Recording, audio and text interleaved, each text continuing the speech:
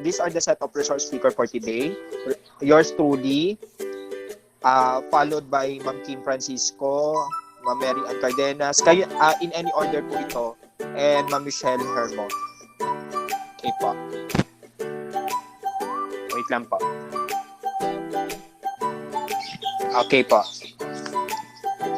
So, our expected output is this object. So, kung mapapansin po natin dito, marami po siyang makikita dito na measuring devices. Meron po tayong ruler, diba po? Tapos sinusukat niya yung pencil and other devices, yung books, yung notebooks, yung apple. It means we will measure. Wait lang po.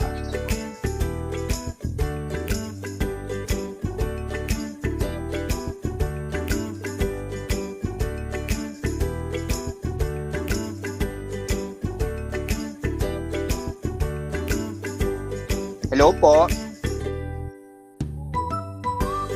May narinig.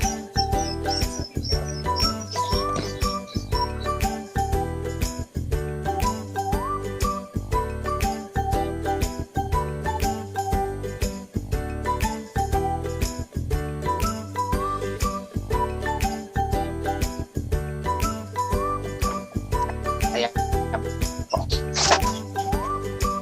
So, nanonood po tayo na balita.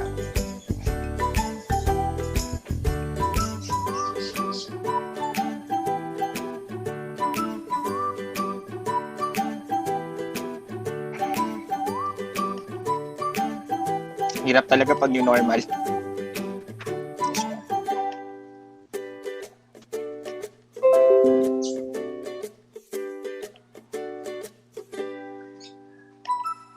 Dahil hindi mababantayan ng mga guro ang bawat galaw ng mga estudyante sa distance learning, posible raw na magkaroon ng distance cheating. Pero ano nga ba ang pwedeng gawin ng mga guro para masukat ang pagkatuto ng mga estudyante sa darating na pasukan? Narito ang pagtutok ni Maris Sumal. Kung sa loob na mismo ng classroom kung saan nakabantay pa ang teacher, may nangyayaring dayaan. Paano pa kaya sa distance learning? Kaya nga DepEd na rin mismo nagsabi, hindi na muna nila itutuloy ngayong school year 2020 to 2021 ang periodical exam para iwas dayaan. Pero paano nasusukatin na natutunan ng mga bata kung wala mo ng exam? Periodic exam, which measures the learner's acquisition of content standards as articulated in the curriculum guide, could be addressed by summative and performance tasks. The other thing that could be done is for the teachers to do occasional conversations with the learners. So it has not to be a test. It could just be a conversation focusing on the lessons covered. It does not necessarily mean that these approaches were developed to prevent cheating. These are alternative ways of measuring of assessing the progress of a child. Ngayong hindi pa mababantayan ng mga guro ang bawat galaw ng mga estudyante sa distance learning, may pakiusap din ng DepEd sa mga magulang. We appeal for the parents to take the lead in fostering the value of honesty. Si Marie Chris Veloria masusing tinututukan ng pag-aaral online ng kanyang anak na si Matt David. Pero anya, kahit bata pa ang anak, may limitasyon na siyang itinatakda para masigurong talagang natututo ito. Habang nag-quiz o merong activity, hinahayaan ko siya. Tapos, kung talagang hindi niya na alam, saka lang ako papasok para i-guide. Para malaman ko na may nakukuha siya during the lesson. Kasi mahirap naman na i-feed mo lahat. Di parang wala ring sense yung pag-aaral nila. Kasi hindi naman forever ganito yung setup. Paano pag nasa totoong school na? Siyempre wala rin naman kami doon para matulungan siya. Aminado si Marie Chris, magandang nakakakuha ng mataas na grado ang anak. Pero mas may higit pa raw siyang pinahahalagahan kaysa rito. Mas importante yung may natutunan siya kasi no matter kung mataas yung score, hindi naman niya naintindihan. Dapat mataas ang score niya the same manner na naintindihan niya at meron siyang nakuha dun sa lesson. Pero ang Alliance of Concerned Teachers umalma sa sinasabing distance cheating. Tila pang mamaliit daw ito sa mga learner. Tingin naman namin ay wala pong maging distance cheating kasi Sa mga modules po, ito po yung minoproblema namin. Kasama po binibigay yung answer key, no? Andun na po yung sagot. Nasa likod po, nasa yung pahina yung sagot. Pangalawa, doon naman po sa mga nag-online learning, ay sabi nga nila, you can Google everything. Oo, masyado naman po tayo negatibo sa ating mga learners. Sa amin po, pending yun. Kaya panawagan nila sa DepEd, Sa amin po, dapat ay maging realistic na lang po dun sa paraan ng testing. Kaya sa amin nga po, mas maganda para sa school year na ito ay yung mekanismo ng pass or fail, no? Huwag na natin ilagyan ng numerical value. Kasi kung naglalagay po tayo ng numerical value, talagang nagkakaroon ng pagtutulak eh. May tulak na, kailangan maging 100 ka sa score mo. Sa amin, hindi po siya doable at this time. Mariz Umali, nakatutok, 24 oras. Ayun po, medyo maugong, no? So, ito po yung DepEd Order number 31, Series of 2020, continuation on the computation of summative assessment for grades 1 to 12. In the grading period, there is only one quarterly assessment, but several instances that a learner should produce written work and demonstrate what they've learned through various performance tasks. Dati po kasi, meron po tayong written work or WW, performance task or PT, and quarterly assessment. Then, kinocompute po natin yun to step 2, which is percentage or the PS, learner's total score over the highest possible score times 100. Example po, we have 100 over 120 times 100% equals to 83.33% percentage score na ibinabangga po natin sa ating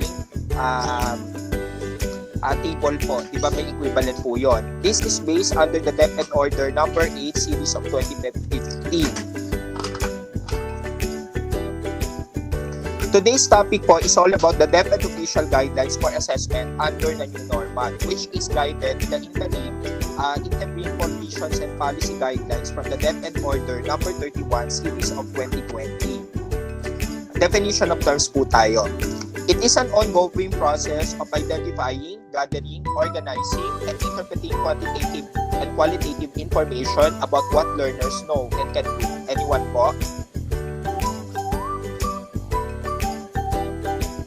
Anyone po? Co-teachers? Okay, tama po si Ma'am Hermo. Classroom assessment. Number 2, it is a process that involves teachers using evidence about the learners know and can do to inform and improve their teaching.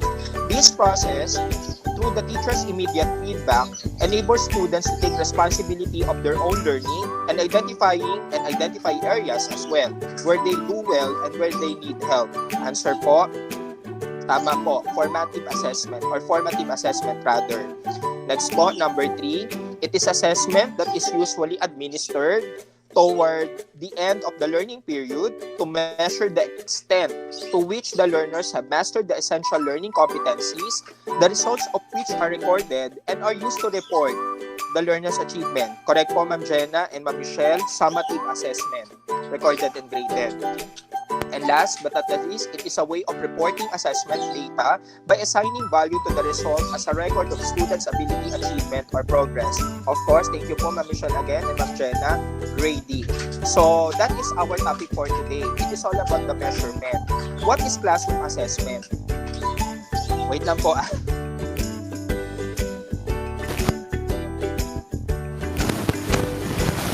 Ayun po, nagdawala yung aso namin. Sorry po. What is classroom assessment? Classroom assessment is the process of gathering evidence of what learners know, what learners understand, and what learner is able to do. It is divided into two, formative assessment and summative assessment. When we say formative assessment, it is recorded but not graded. Ito po yung sinasabi ni Dr. Directo last time na nagkaroon po tayo ng department meeting that modules are recorded but not graded. It will be a basis for us to know what revision program we will utilize. Pero meron po tayo mga parts po doon na performance na ginagawa po nila that can be part of the summative assessment but not all. When we say summative assessment, it is recorded and graded. Ito po yung hahatiin po sa dalawang dimension according to Dr. Engineer Mondoy, which is the written work and the performance task. Yung 20% ng quarterly assessment na ginagawa po natin every year, last year, ay hindi na po natin gagawin this year for the entire school year. It will be divided into two. The 10% will be put in the written work and the other 10% will be put at the performance task. Kaya po tayo sa AP po ay 60-40. 60% performance task and 40% written work. DepEd Order number 31 provides us the guidelines for assessment and grading under the new normal. Let's start with the policy guidelines. The principle is that the Department of Education is committed to ensure the continuity of education while looking after the health and safety and well-being of all its learners, teachers, and personnel. The school must adopt assessment and grading practice that can most meaningfully support the students' development and respond to varied contexts at the same time. Ibig sabihin po, we will measure, not for the sake of measuring, we will measure still to bridge the gap about the quality of education, na may natutunan ba at yung mga hindi makasunod, ano ang dapat mong gawin. Kaya po meron tayong school learning clinic na inilaunch sa school based sa Division of Caloocan memorandum about school learning clinic. Now po, ang school calendar po natin supposedly starts from October 20, 2020, which is October 5, which will be the first day of classes, and it will end on June 16, 2021, the last day of classes. Christmas vacation will be on December 20 and up to January 3. This is based upon the DepEd memorandum. However, naglabas po uli sila ng clarification for the first quarter, second quarter, third quarter, and fourth quarter. What you call this one? Time parameter, which is called the academic is. Yung first quarter po natin ay magra-run po ng October 5 to December 12, kaya medyo in-extend po yung first quarter. Then second quarter will be on January 4 to February 27. Third quarter will be on March 1 to April 24, and fourth quarter will be April 26 to June 11. So, ang in-service training po natin ay December 14 to 19. This is a DepEd memo po. Now, balik po tayo sa policies under the academic is and DepEd Order number 31. Sabi po dito, in assessing, it should be holistic and authentic in capturing the attainment of most essential learning competencies. 2. Assessment is integral for understanding student learning and development. 3. A variety of assessment strategies is necessary with formative assessment taking priority to inform teaching and promote growth and mastery. And 4. Assessment and feedback should be shared responsibility among teachers, learners, and their families. And 5. Assessment and grading should be positive impact on learning. To summarize the 5 policies and principles, una, hindi teacher, si parent. Si teacher, ang tawag sa kanya ay home facilitator. Yun po yung kanyang terminology ngayon sa new normal. Si teacher pa rin ang tumatayong teacher using 3 modalities: the online platform, the offline platform, and the modular platform. When we say online platform, ito po yung mga bata na nagsisynchronous classes at nakakapagpasa ng mga digital copies ng kanilang performance. Yung pangalawa po, yung online platform, sila po yung mga hindi man nakaka-attend ng synchronous classes pero may kapasidad na magpasa ng digital performance. Yung nakakasagot ng Google Form, nakakasagot ng mga Google Sheets, na nagda-download ng mga digital copies ng module. At yung pangatlo po is yung modular, which is yung po yung spread wide sa buong division of Caloocan, wherein lahat po ng walang kapasidad na mag-digital copy ay binibigyan ng paper form na module. Ayun po. So, tayo pa rin po yung teacher at yung mga parents po is acting as home facilitators. However, in assessing our students, hinahanap natin kung sinong hindi nakakapagpasa ng module kasi sila po yung dinadala sa school learning clinic na inilaunch po kanina. Now po, Ano po yung role of technology sa DepEd order na to? Nakalagay po siya doon sa last part, which is paragraph 26. May role po yung technology. According to the DepEd order, technology plays a substantial role in helping teachers in the development, communication, implementation, and grading assessment tasks. A matrix of sample tools organized by low, medium, and high technology is provided in Annex G. Ibig sabihin po, kapag hindi po natin naabot yung bata sa Google Form, di ba po nagpapatest tayo ng summative sa Google Form, kailangan po natin mag-provide ng hard copy sa school, which is provided also ng school, para ma-assess natin yung mga bata through the whole school learning clinic. Kaya po yung mga classroom po sa Building 1, ginawa na po siyang 8 school learning clinic. So, para po yun doon. Technology, yun na nga po. Ano po yung mga policy outcomes? Una, teachers, school, leaders, learners, and parents should commit to uphold the integrity of learning and instruction in the content of distance education. The main desired outcomes of this policy are, number 1, kailangan natin ma-ensure na lahat ng learners natin ay fairly assessed kahit na blended siya. Ibig sabihin, hindi magiging bias na kapag wala siyang online, bababa-grade niya. Yun yung ina-avoid ng DepEd dito. Kaya po, nag-launch sila ng school learning clinic. Letter B, to emphasize the learning standard shall be attained with the provision of reasonable leniency. Maging lenient daw tayo. Unawain daw natin sila. And consideration for possible difficulties met by the learners. In short po, kapag hindi naabot, problema pa rin po pala natin. So, kailangan pa rin natin silang i-call, i-text. Basta po, abutin po yung mga parent na pumunta sa school para ma-augment po yung kakulangan nila doon sa learning standards. Yun po yung inaasahan sa atin ng DepEd. Suggestions. Ang suggestions po on what to do, number 1, let's have 3 tests in every module. Yung content and abilities nila can be multiple choice at nag-set na po si Dr. Directo 1 to 5. Yung self-assessment naman po na assessment, yun po yung mga monitoring po na binibigay po natin, di ba? Yung identifying skills and competencies. Nagbibigay din tayo ng weekly home learning plan para masundan nila yung SL, SLEM, o yung SEP learning module. Discussion responses, dapat po yung ating pong discussion ay naka-belt-based on content specific front. Observation and anecdotal records, kailangan din daw po nating suggestion lang naman daw po yun. Observation and anecdotal notes. Pwede po tayong gumamit ng mga technology like Kahoot, Mentimeter, checklist, online interview, Jeopardy games. Ilan lamang po ito sa mga nilaunch ng NCR na mga seminars in term of the utilization of technology na ibinabatin po sa division. Yung iba po dito na i-conduct na po ng division office sa atin at nasa sa atin pa rin po mga kamay kung gagamitin po natin siya or hindi. Again po, these are all suggestions of DepEd and not mandatory. Next po, we may also try the following. Kapag quiz po, pwede po tayo magpa-online quiz o kaya mga interactive game. Pwede po nating i-gamify ito o kaya mga student self-assessment, yung mga open-ended na time quiz na bibigay mo Google Form until Friday ang deadline, gano'n. Written responses which will be submitted. Picture nila yung sagot nila, isend sa Google Form, sa Messenger, sa email, kung saan po kayo convenient.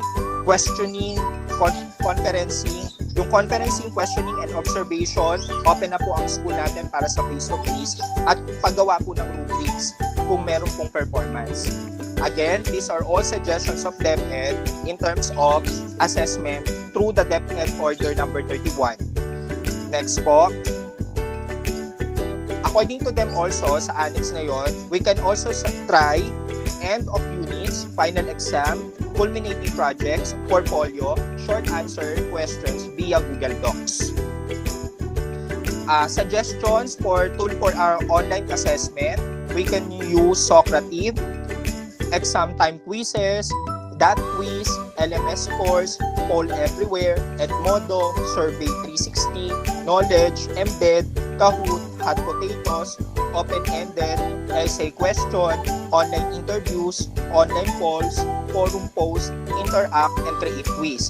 Ang gusto lang po sabihin dito ng DepEd, ang online po, meron po siya mga online assessment tools. At inaalaw niya po si teacher na i-embrace po itong mga online assessment tools kung gusto ng teacher na maabot yung mga bata digitally.